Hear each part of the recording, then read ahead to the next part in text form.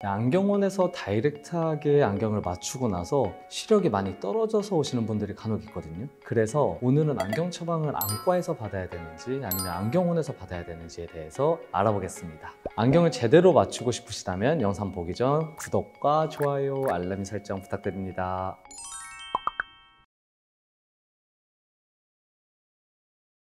안경을 좀 바꿔야 되는데 안과에서 받는 게 나을까요? 아니면 안경원 가서 맞추는 게 좋을까요? 안과 전문의로서 당연히 안과에 내원해서 안경 처방전을 받고 그리고 안경점에 가서 안경을 맞추라고 말씀드려야 맞기는 한데, 오늘은 솔직하게 케이스 바이 케이스로 어떤 경우에 안과에 가야 하는지 아니면 안경원으로 다이렉트하게 가도 되는지에 대해서 나눠서 말씀드릴게요. 안경 검사를 받을 수 있는 곳은 안과와 안경원으로 나누시거든요. 안과 먼저 보시면 안과에 내원 시 검안사가 시력 검사를 하고 안과의사는 안구 질환이 있는지 기본 검사를 한번 하게 되고, 그리고 시력 검사 결과를 확인해서 안경 처방전을 드리게 돼요. 그러면 이제 환자분은 이 처방전을 가지고 안경원에 가져가 안경을 맞추게 되는 겁니다.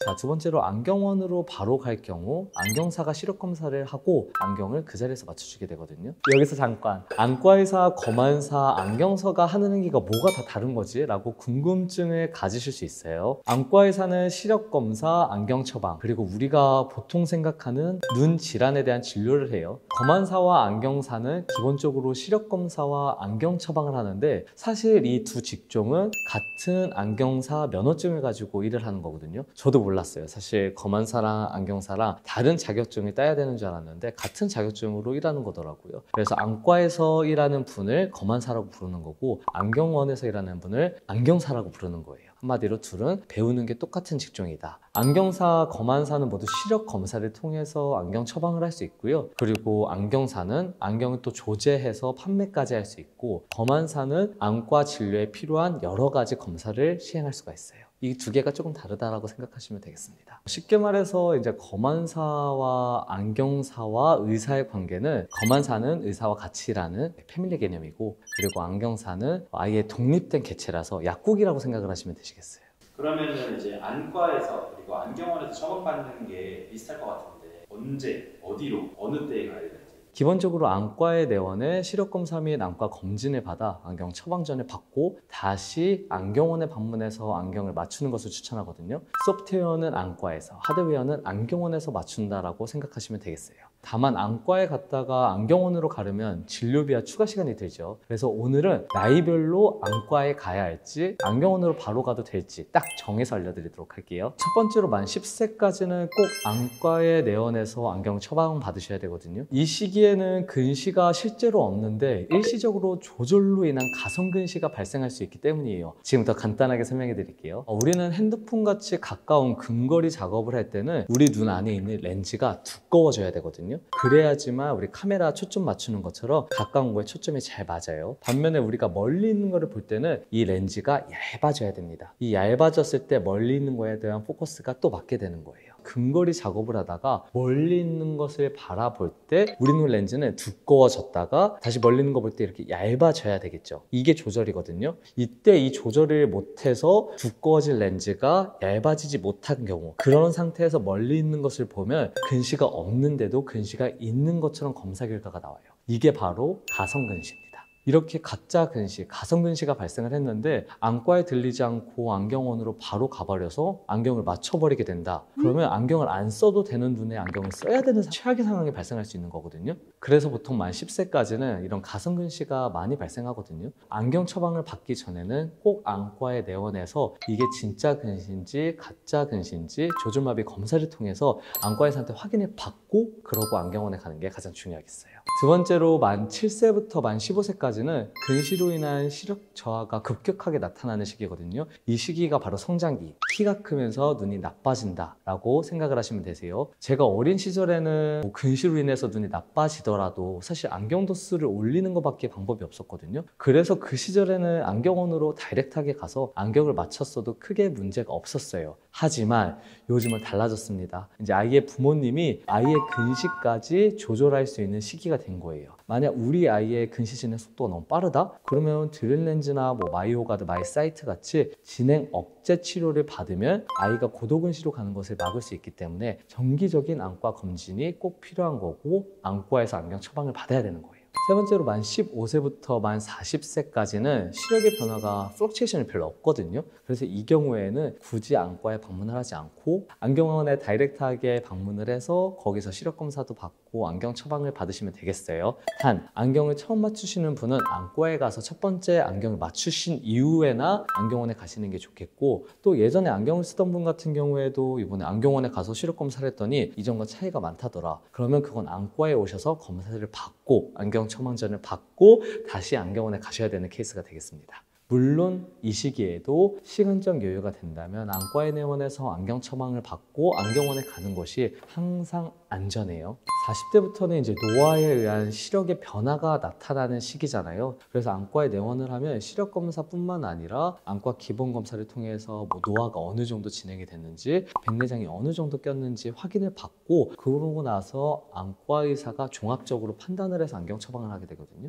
그리고 또 노안이 왔을 경우에는 다중점 렌즈를 많이 권유받을 수 있는데, 이것도 이제 객관적으로 안과 의사가 판단을 해서 이분은 다초점 렌즈가 효과가 있겠다, 아니면 이분은 다초점 렌즈를 하면 힘들기만 하겠다라고 말씀드릴 수가 있습니다. 안경 처방을 안경원에서 임의로 수정해서 줄 수 있나요? 안과의사가 처방한 안경 처방은 안경사가 임의를 수정을 해서 만약 안경을 맞춘다? 이거는 위법이에요. 단 환자가 안경원에 내원해서 의사 처방대로 안경을 써봤더니 불편하다, 그래서 좀 조정이 필요하겠다라고 말을 하면은 그제서는 안경사가 크지 않은 범위 내에서 수정하는 게 가능합니다. 그래서 안경 처방이 안과 의사와 안경사에게 동시에 권한이 주어지기 때문에 조금 이렇게 겹치는 부분과 러프한 부분이 있다라고 생각이 돼요. 특히나 눈에 질환이 없더라도 고혈압이나 당뇨 같이 전신 질환이 있는 분은 눈에 영향을 줄 수 있기 때문에 그런 분들조차도 안경 검사, 시력 검사는 안과에서 하시는 게 원칙입니다. 이번 영상 때문에 괜히 안경사분들과 트러블이 나지 않을까 해서 걱정을 많이 했는데요. 그래서 이번 영상 그리고 앞으로 나올 영상을 준비를 하면서 안경사분들과 굉장히 많은 대화를 했어요. 더 좋은 안경을 맞출 수 있고 더 정확한 안경을 맞출 수 있게 이 영상을 제작하려고 하는 거니까 많은 관심과 좋아요 부탁드립니다. 감사합니다. 안경은 내 얼굴의 일부이다 라고 말할 정도로 안경은 굉장히 중요한데요. 나에게 맞는 안경을 맞추는 건 생각보다 힘든 일이에요. 오늘 제가 나에게 딱 맞는 안경을 맞추기 위해서 4가지가 필요한데 오늘 한 가지씩 짚어보도록 하겠습니다. 첫 번째로 시력 검사예요. 이전 영상에서 시력 검사를 안과에서 받아야 할지 아니면 안경원에서 받아야 될지 언급을 했었는데요. 그 영상 내용을 정리해서 말씀드리면 만 15세 고등학생까지는 안과에 내원해서 안경 처방을 받은 뒤에 안경원에 내원해 안경을 맞춰야 하고, 만 15세부터 만 40세까지는 사실 시력 변화가 많지는 않은 시기예요. 이 시기에는 안경원으로 다이렉트하게 가서 안경을 맞춰도 됩니다. 다만 내가 눈에 질환이 있는 사람이다, 뭐 고혈압이나 당뇨가 있다, 이런 분들은 안과에 내원해서 안경 처방을 받고 안경원에 가셔야 됩니다. 조금 더 정확한 내용을 원하시면 위에 링크 저희가 해놨거든요. 그 링크를 타고 들어가서 안경 처방 정확하게 받는 방법 영상 보고 오시도록 할게요. 두 번째로 안경 렌즈를 잘 선택해야 되는데 종류가 정말 많습니다. 이게 안경 두께를 따지려면 굴절률도 따져야 되는데 그 종류도 어마무시 많고, 설계를 어떻게 넣을 거냐, 예를 들어서 이게 구면으로 할 거냐, 비구면으로 할 거냐, 양면 비구면으로 할 거냐 등등등등 종류도 많고, 국산으로 할 거냐, 외제산으로 할 거냐, 브랜드도 굉장히 다양하고요. 또 블루라이트 차단을 넣을 거냐, 자외선 차단을 넣을 거냐는 옵션도 다양합니다. 제가 오늘 한꺼번에 정리해서 다 말씀드릴게요. 우리가 안경점에 가면 안경을 맞출 때 뭐 압축을 2번 한다, 3번 한다 하면서 더 얇게 만들려고 하면서 가격도 같이 올라가죠. 이건 사실이 아니에요. 안경 렌즈의 두께 차이는 뭐 압축을 추가로 더 해서 납작하게 만든다 이 개념이 아니라 굴절률이라는 소재의 차이입니다. 자, 높은 굴절률의 렌즈는 같은 도수라도 더 얇게 나오는 것이고, 낮은 굴절률은 렌즈가 두껍게 나오는 거예요. 우리가 안경점에서 사용하는 대표적인 굴절률은 1.56, 1.60, 1.67, 1.70, 1.74, 1.76 다양하게 있고요. 이게 숫자가 커질수록 안경 렌즈가 얇아지는 거예요. 그러면 안경 쓰시는 분들은 무조건 얇은 안경이 좋다라고 생각을 하기 때문에 굴절률이 높은 뭐 1.74, 1.76을 대부분 맞추신다고 생각을 할 수 있겠는데 그것도 아닙니다. 이게 무조건 얇은 렌즈가 다 좋은 것만은 아니에요. 자, 지금부터는 얇은 렌즈와 두꺼운 렌즈의 장단점에 대해서 한번 알아볼게요. 장점은 선명도가 얇은 렌즈에 비해서 좋습니다. 반면 단점은 우리가 생각하는 것처럼 많죠. 코 눌리고 못생겨 보이고 스크래치 잘 나고 잘 깨지고 이 정도가 있겠어요. 얇은 렌즈가 장점이 많은 것은 사실인데 가격이 많이 올라가고 선명도가 두꺼운 렌즈에 비해서 조금 떨어질 수 있어요. 얇은 렌즈가 선명도가 떨어진다? 이거는 처음 들어보신 분들이 굉장히 많으실 거예요. 렌즈에는 아배수라는 수치가 있는데 이 수치가 낮으면 선명도가 떨어지는 거거든요. 그래서 굴절률이 1.56 같이 두꺼운 렌즈에는 이 아배수가 보통 58 정도이고 굴절률이 1.74, 그렇게 아주 얇은 렌즈 같은 경우에는 아배수가 33으로 선명도가 확 떨어집니다.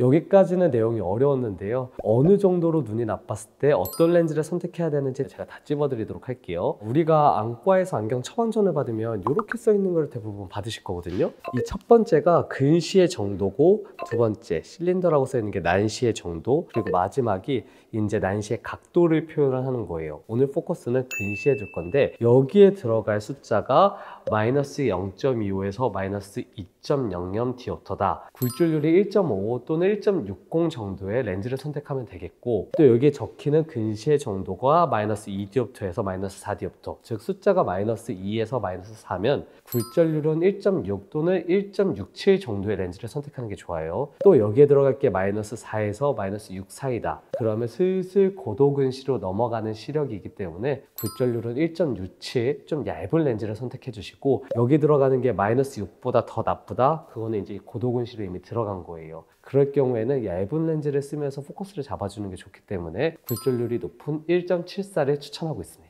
가장 많이 사용하는 굴절률 안경 두께는 1.60이에요. 1.60의 렌즈가 사실 선명도도 괜찮고 무게, 두께 측면에서도 가성비가 가장 뛰어납니다. 나에게 맞는 안경 렌즈를 선택할 때 고려해야 될 두 번째 조항, 바로 구면, 비구면, 양면, 비구면, 개인 맞춤형 설계를 정해야 돼요.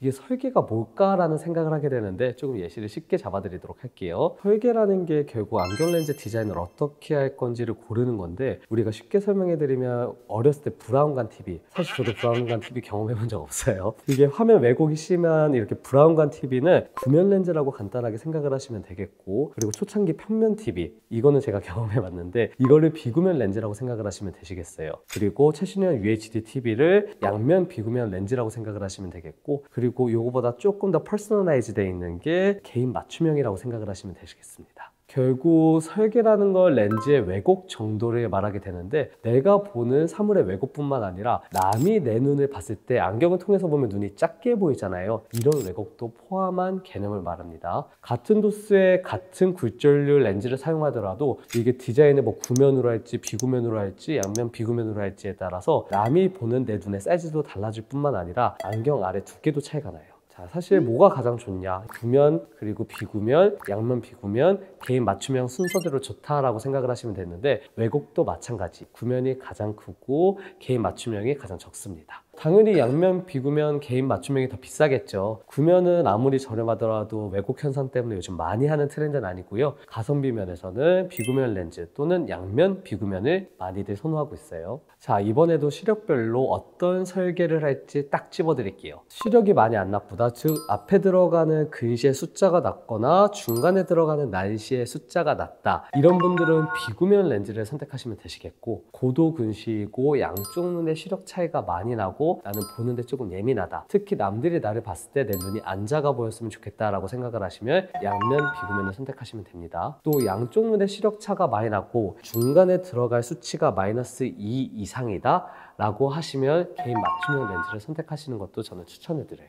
무거운 렌즈가 너무 싫다, 얇은 렌즈를 무조건 해야겠다 라고 생각을 하시는 분은 처음에 말씀드렸던 굴절률이 높은 1.74를 고르시고 거기에 양면, 비구면을 넣으시면 되시겠어요. 자, 우리가 세 번째로 렌즈 선택을 할 때 한 번 또 문턱에 부딪히거든요. 그게 바로 어떤 브랜드를 사용할지 고민을 하는 부분이 되겠어요. 수입 브랜드도 있고 국산 브랜드도 있고 이 중에서도 엄청나게 많이 나눠지는데, 차에 대해서 빗대어 말씀드릴게요. 우리가 뭐 포르쉐가 있고 벤츠가 있고 BMW가 있고, 국산 차에서도 제네시스가 있고 그랜저가 있고 소나타가 있고 아반떼가 있고, 이렇게 등급이 쭉 나눠지잖아요. 안경 렌즈도 마찬가지로 등급이 나눠집니다. 차량도 사실 국산차 제네시스 너무 잘 나오잖아요. 그래서 외제차랑 큰 차이가 없다라고 느끼시는 분들이 많은데 렌즈도 마찬가지예요. 요즘은 국산 렌즈가 너무 잘 나와서 보통 사람들은 국산 렌즈와 수입 렌즈의 차이를 잘 못 느낄 정도로 국산 렌즈가 잘 나오거든요. 다만 정말 예민하신 분들은 수입 렌즈가 국산 렌즈보다 훨씬 편하고 왜곡 현상이 없다라고 말씀하시기도 합니다. 그래서 사실 안경 렌즈를 꾸준히 교체해야 하는 성장기 시기에는 저는 국산 렌즈를 추천하거든요. 시력의 변화가 거의 없는 성인들은 개인 선호도에 맞게 수입산에 맞추거나 국산 렌즈를 맞추면 되겠어요. 수입 렌즈 대표 브랜드는 호야, 짜이스, 에실로가 있고 저는 개인적으로 호야랑 짜이스를 좋아하고요. 국산 렌즈 브랜드는 케미렌즈, 한미스위스 광학, 대명광학 정도가 유명합니다. 좋은 렌즈를 고르기 위해서 마지막으로 고려해야 될 사항은 여러 가지 옵션이 있거든요. 그 옵션 중에 자외선 차단, 블루라이트 차단이 있습니다. 저는 환자분들이 안경을 맞출 때 자외선 차단은 무조건 넣으라고 말씀드리거든요. 망막뿐만 아니라 백내장을 악화시킬 수 있는 게 자외선이라는 걸 기억을 다시 한번 하세요. 그리고 많이들 질문하시는 게 블루라이트 차단 옵션 넣을까요 말까요? 라고 말씀을 해주시는데 블루라이트 차단 옵션을 넣으면 UV 420 이상이 들어가거든요. 근데 자외선 차단은 UV 400이에요. 420이 400보다 높기 때문에 자외선을 동시에 차단하는 효과가 있습니다. 그래서 사실 자외선만 차단하는 옵션과 블루라이트 차단하는 옵션 가격 차이가 많이 안 나요. 그래서 그냥 블루라이트 차단 옵션을 넣으라고 말씀드리고 있습니다. 앞서 말씀드린 4가지를 고려해서 좋은 안경 R을 골랐다면 지금부터는 기능적인 것뿐만 아니라 외형적인 것까지 모두 신경 써서 나에게 맞는 안경 테를 선택하는 데 도움을 드리도록 하겠습니다. 기능적인 면부터 먼저 볼게요. 콧대가 낮고 광대, 볼살이 많은 경우에는 뿔테보다 이런 안경같이 코받침이 있는 안경테를 선택하세요. 코받침이 없는 안경을 착용하면 안경테 아래 림이 피부에 닿아서 긴서림 이물질이 잘 생기고 심할 경우 여기 피부에 닿아서 접촉성 피부염이 생길 수도 있습니다. 고도근시인 분들은 이렇게 큰 뿔테, 안경테를 고르게 되면은 안경 자체가 너무 무거워질 수도 있고 이게 주변부로 갈수록 안경알이 여기가 두꺼워지거든요. 그래서 가능하면 이것처럼 작은 안경테를 고르는 것을 선호하시는 게 좋겠어요. 자, 이제 외형적인 부분을 같이 볼까요? 크게 테가 두꺼운 뿔테와 테가 얇은 금테와 티타늄으로 한번 나눠서 보도록 하겠습니다. 나는 장동건 고소영처럼 이목구비가 뚜렷하다는 얘기를 들은 적이 있다. 인상이 세다고 들은 적이 있다.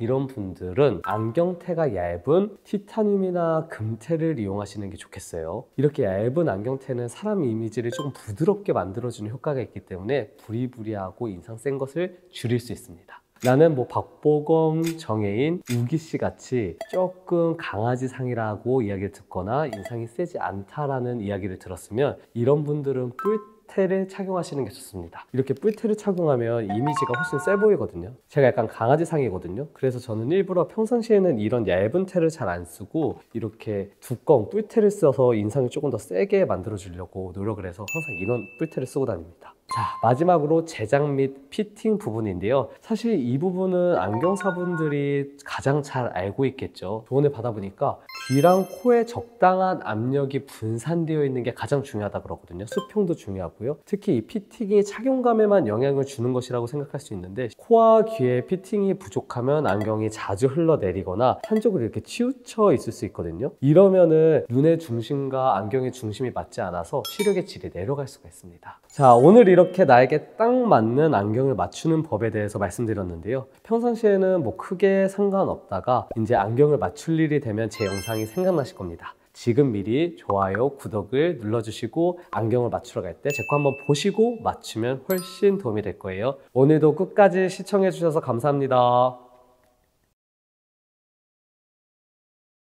오늘은 다초점 안경이 무엇인지 그리고 누가 사용을 해야 될지 적응을 실패 안 하고 잘할 수 있는 방법에 대해서 모두 알려드리도록 할게요. 단초점 안경은 우리가 일반적으로 생각하는 안경이에요. 우리가 멀리 있는 거 잘 보기 위해서 안경을 쓰거나 이제 가까이 있는 걸 잘 보기 위해서 돋보기를 쓰는데 이게 단초점 안경이에요. 초점이 하나다. 그리고 다초점 안경은 말 그대로 여러 개의 초점이 들어간 거예요. 저기 멀리서부터 이렇게 가까이까지 모든 거리를 잘 볼 수 있게 즉 하나의 안경 아래 여러 가지 도수가 들어가 있는 거라고 생각을 하시면 되겠어요. 많은 분들이 다초점 안경이 불편하고 적응하기 힘들다라고 생각을 하시는 건 사실 이전에 사용하던 이중초점 렌즈 때문에 그런 선입견을 가지고 있는 거거든요. 과거의 노안 안경은 주로 이중초점 안경을 사용했는데요. 전체 안경 알 중에 아랫부분 반달 모양만 돋보기가 들어가 있는 형태거든요. 이게 외관상 노안 안경이라는 게 너무 뻔히 보이고 또 이게 점진적으로 가까이 있는 게 보이는 게 아니라 한순간에 돋보기가 빡 하고 들어가 있어서 적응하기도 사용하기도 힘들고 많이들 불편해하셨어요. 기술이 발달하며 누진 다초점 안경이 발명되었는데요. 이름만 들어도 알겠죠? 누진, 점점 돋보기가 들어가는 거거든요. 제가 샘플을 가져왔는데요. 이게 누진 다초점 렌즈라고 생각을 하면 중앙부부터 위쪽 이 부분으로 멀리 있는 걸 잘 보는 거고, 여기서부터 돋보기 도수가 조금씩 더 들어가는 거예요. 뭐 0.5가 들어갔다, 플러스 1.0이 들어갔다, 플러스 1.5가 들어갔다, 2.0이 들어갔다. 그래서 이 거리는 중간 거리를 보기 위해서 세팅이 잘 되어 있고, 돋보기가 가장 많이 들어가 있는 안쪽을 이제 30cm 근거리 작업을 하기 위해서 만들어진 렌즈입니다. 다초점 안경은 노안이 생긴 사람들이 사용하는 건데요. 사실 노안이라는 것도 기준이 되게 애매해요. 어떤 분들은 이렇게 가까운 게 안 보여서 돋보기를 쓰고 봐야 되는 게 노안일 수도 있고, 아니면 40대 이상인 분들 중에 이상하게 가까운 거는 보이는데 보고 나서 눈에 피로감을 호소하는 분들이 있거든요. 이분들도 사실 노안입니다. 다초점 렌즈를 잘 이해하기 위해서는 노안이 무엇인지 개념을 가지고 가야 되고, 노안이 왜 발생하는지 알아야 되는데요. 40대, 빠르면 30대 중반부터 근거리 작업하고 나서 눈에 피로감을 호소하는 경우가 굉장히 많거든요. 멀리 있는 물체를 보다가 가까운 물체를 보면 우리 눈 안에 있는 렌즈는 두꺼워져야 되거든요. 이 렌즈를 얇게 만들고 두껍게 만들고 하는 거를 조절이라고 하는데, 모양체 근육이라는 게 얘를 잡아당겼다가 뭐 늘렸다가 하면서 렌즈의 두께의 변화가 일어나는 거예요. 근데 우리가 나이가 먹으면서 이 렌즈가 점점 딱딱해지고 얘 모양을 변화를 주는 근육이 지쳐버려요. 작업을 많이 하고 나이가 많이 먹음으로써 지쳐버려서 얘를 모양을 변화를 못 주는 거예요. 그러면 노안 있는 사람이 다초점 안경을 다 사용해야 되는 건가요? 우리가 보통 40대 중반부터는 노안이 온다라고 설명을 하거든요. 이 시기에는 돋보기 없이 근거리 작업이 가능하기는 해요. 보이기는 한다는 얘기거든요. 대신 눈에 피로감이 쌓이면서 심하면 두통까지 호소할 수 있습니다. 이런 분들은 다초점 안경을 사용하는 것을 추천해요. 그럼 너무 이른 시기에 다초점 안경을 쓰라고 추천하는 걸 아니냐라는 생각이 드실 수도 있는데, 사실 만약 50대에 다초점 안경을 쓸 거라면 40대 때부터 써서 적응력을 늘리는 게 훨씬 본인에게 편할 수 있기 때문에 쓰실 거면 미리 쓰라고 말씀드리는 겁니다. 자, 50대는 대부분 노안이 올 시기예요. 다만 40대의 노안과 비교하면 이제 노력을 해도 가까이 있는 게 잘 안 보여서 결국 돋보기를 착용을 해야 되는 시기입니다. 자, 이 시기에는 어떻게 보면 다초점 안경에 대한 만족도가 가장 높은 시기인데요. 만약 평상시에 안경을 안 쓰는 분이 가까운 거를 볼 때 안 보여서 매번 안경을 썼다 벗었다 썼다 벗었다 하면은 너무 귀찮잖아요. 그거를 해소할 수 있기 때문에 굉장히 만족도가 높은 시기이기도 하고, 또 평상시에 안경을 쓰는 분 같은 경우에는 가까운 걸 보기 위해서 이렇게 뭐 안경을 올렸다가 내렸다가 하는 행동을 해야 될 수도 있는데, 그 행동을 안 할 수 있기에 만드는 게 다초점 안경이에요. 그래서 50대에는 저는 다초점 안경을 매우 추천합니다. 60대는 백내장과 노안이 같이 생기는데요. 제가 백내장이 우리 눈 안에 있는 렌즈가 뿌옇게 변하는 노화 과정이라고 여러 번 말씀을 드렸어요. 노안과 백내장이 같이 생기면 사실 가까이 있는 것만 잘 안 보이는 것뿐만 아니라 멀리 있는 것도 잘 안 보이기 시작합니다. 즉, 먼거리, 근거리 모두 시력 저하가 발생하는 시기인데, 사실 안과의사인 저는 이 시기부터 다초점 안경을 추천하는 게 아니라 다초점 렌즈를 이용한 노안 수술을 차라리 추천하거든요. 왜냐하면 다초점 안경은 백내장을 고쳐주지 못하지만 노안 수술은 백내장도 고치고 노안도 고칠 수 있는 수술이기 때문이에요. 지금부터는 어떤 직업이 다초점 안경을 사용해야 되는지, 사용하면 안 되는지에 대해서 말씀드릴게요. 이 직업의 기준은 내가 하루 동안 얼마나 근거리 작업을 하느냐, 뭐 컴퓨터 모니터를 하루에 얼마나 보느냐에 따라서 나눴다라고 생각을 하시면 되겠어요. 먼저 사무직이 있습니다. 사무직같이 지속적으로 근거리 작업을 해야 하는 직업은 다초점 안경보다는 본인이 일하는 거리에 대한 단초점 안경을 맞추라고 말씀드려요. 내가 만약 모니터를 주로 사용하는 업무이다. 그러면 나와 모니터 사이의 거리가 뭐 70cm다, 1m다. 그러면 그 거리를 기준으로 단초점 안경, 그러니까 하나의 초점 안경을 맞춰서 일할 때만 계속 쓰고 있는 거예요. 그런데 왜 오피스 안경이라는 다초점 안경, 사무직을 위한 다초점 안경도 있는데 왜 추천을 안 하냐라고 생각을 하실 수 있는데, 우리 오피스 안경 한번 같이 사진 보시도록 할게요. 이렇게 중앙부는 모니터를 잘 볼 수 있게 50cm에서 1m로 세팅을 하고, 그리고 그 아랫부분은 핸드폰 소리를 잘 볼 수 있게 30cm로 세팅을 하고, 그리고 가장 그 밑부분을 2m에서 3m로 세팅을 해서 사람과의 대화 시 그 사람이 잘 볼 수 있게 만든 게 오피스 렌즈이거든요. 이런 다초점 안경을 쓰면 사무직에서 편하기는 할 텐데, 일반 단초점 안경을 모니터 거리에 맞추고 나서 그 안경만 사용하는 게 의외로 만족도가 되게 높아요. 두 번째로 엔지니어, 의사, 교사, 주부같이 각 가끔 근거리 작업을 한다, 이런 직업을 다초점 안경을 저는 굉장히 추천하고 있어요. 자, 의사를 예를 들어볼게요. 이제 환자 면담을 할 때는 보통 1m, 2m 정도 떨어진 거리에서 환자 얼굴을 잘 볼 수 있는 거리가 중요를 하겠고, 그리고 환자 면담을 했으면 거리 차팅을 남기기 위해서 모니터를 써야 될 수 있겠고, 그리고 핸드폰을 써야 될 수 있잖아요. 이렇게 간헐적으로 모니터를 사용을 하거나 멀리 있는 거 보고 번갈아 가면서 할 때는 오피스 안경 또는 다초점 안경이 굉장히 효율성이 높거든요. 그렇기 때문에 이런 직군에서는 저는 다초점 안경을 꼭 착용하라고 말씀드리고 있어요. 지금부터는 기존의 안경을 썼는지 안 썼는지에 따라서 어떤 사람이 다초점 안경이 편할지에 대해서 말씀드리도록 할게요. 나는 기존의 안경을 착용했었다, 그런 분들은 사실 다초점 안경에도 굉장히 쉽게 적응하거든요. 그래서 저는 매우 추천하는 편이에요. 나는 평상시에 안경을 착용한 적이 없다, 다초점 안경이 나의 첫 안경이다 라는 분은 가까운 거를 어느 정도 볼 수 있는지에 따라서 다초점 안경을 추천하고 추천하지 않고를 나눌 수 있어요. 가까운 거를 볼 수는 있는데 눈이 필요한 정도의 초기 노안이다, 이런 분들께는 저는 다초점 안경을 많이 추천하지는 않아요.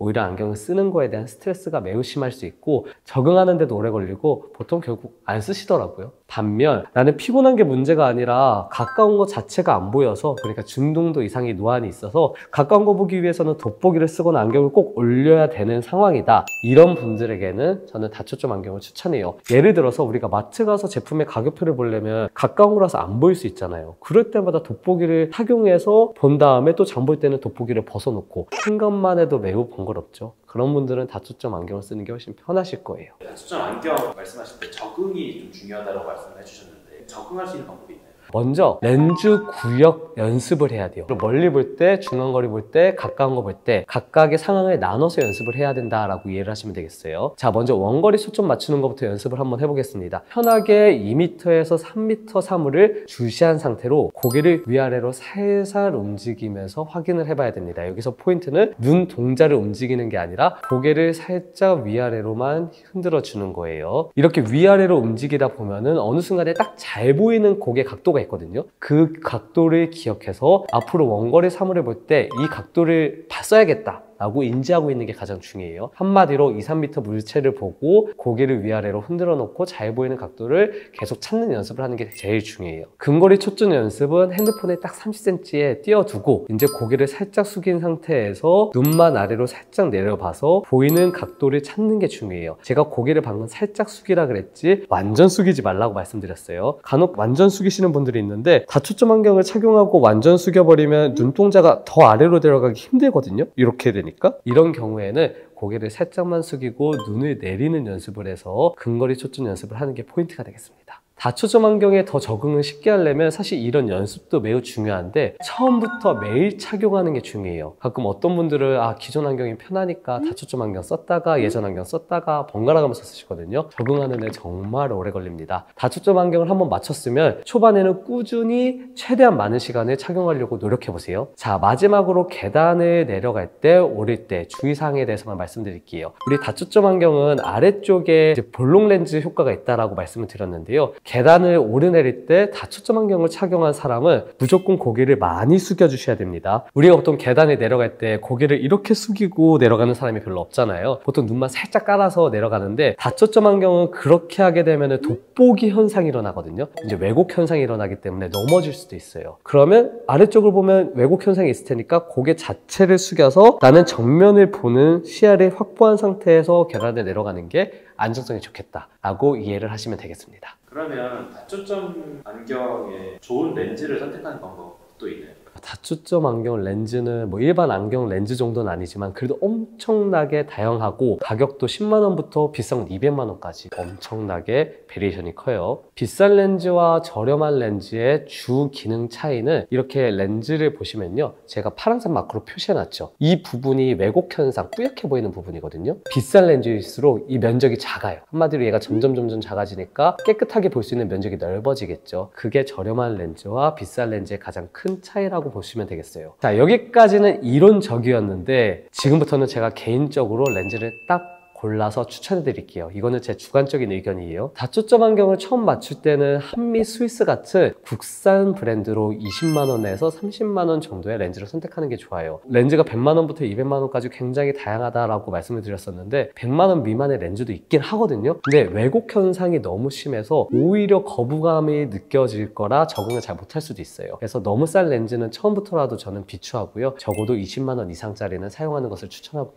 이렇게 다초점 렌즈를 착용해 봤는데 너무 마음에 든다, 이거 완전 내가 적응 잘할 수 있다 라고 생각이 드시면 다음 안경을 맞출 때 짜이스나 호야 같은 수입 렌즈를 약 50만 원에서 70만 원 사이에서 맞추는 것을 추천해요. 사실 뭐 100만 원대가 퀄리티가 진짜 좋다 그러긴 하거든요. 근데 이게 한 번 맞춰서 평생 쓸 게 아니잖아요. 코팅도 벗겨지고 주기적으로 바꿔줘야 될 수도 있고 디자인도 바꿀 수도 있으니까 50만 원에서 70만 원 정도 사이의 렌즈를 사용하는 것을 추천하고 있습니다. 오늘은 나에게 다초점이 맞을지, 다초점 안경을 똑똑하게 고르는 방법, 안경테 고르는 방법 등 여러 가지를 설명해 드렸는데요. 이렇게 좋은 정보는 지인분들, 나보다 조금 나이가 있어서 또는 나보다 어려서 노안이 있을 것 같다라는 분들에게 추천해 주시면 정말 좋을 것 같습니다. 공유와 좋아요, 구독 모두 부탁드리고요. 오늘도 좋은 하루 되세요. 감사합니다.